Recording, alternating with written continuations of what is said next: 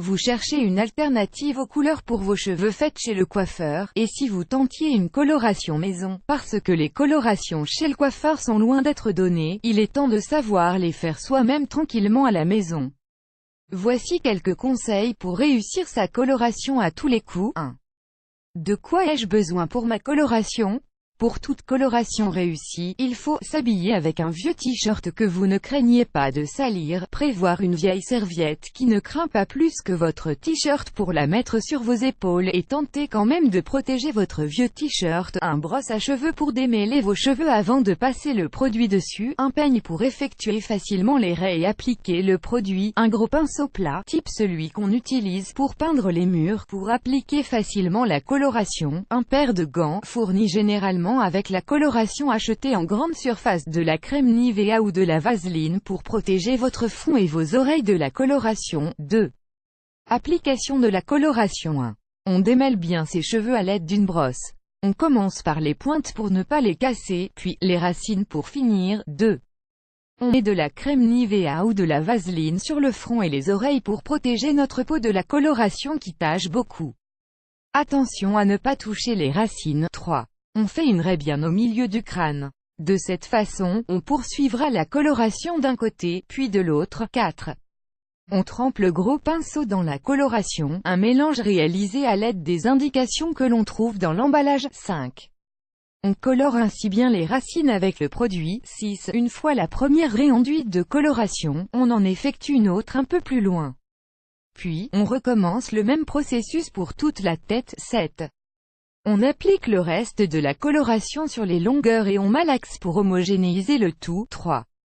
On laisse la coloration aguer le temps de pose est indiqué sur l'emballage. Il varie, en général, entre 30 et 45 minutes. Mais pendant ce temps, commencez par froisser et lisser vos mèches de cheveux avec vos doigts, une par une pour garder un aspect naturel.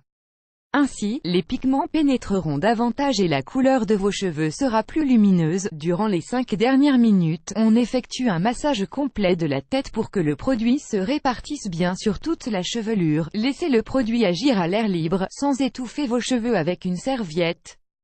L'action du produit doit se faire naturellement. 4. On rince sa couleur ici aussi. Plusieurs étapes sont indispensables pour avoir une coloration parfaite. 1. Pour faciliter le retrait du produit, on commence par mettre un peu d'eau sur la chevelure. On fait mousser comme si on faisait un shampoing. 2. On recommence l'étape précédente plusieurs fois avec un peu d'eau. On fait mousser. On rince, puis on procède au shampoing et on rince de nouveau à l'eau claire. 3. On applique ensuite le soin vendu avec la coloration et on respecte le temps de pause.